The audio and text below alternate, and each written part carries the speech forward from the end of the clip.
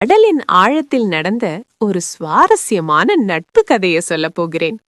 நீல நிறம் மிளிரும் கடலில் இரண்டு சின்ன மீன்கள் வாழ்ந்து வந்தன. ஒன்றின் பெயர் நீலம், மற்றொன்றின் பெயர் சுட்டி. நீலம் அமைதியான மீன், சுட்டி சுறுசுறுப்பான மீன்.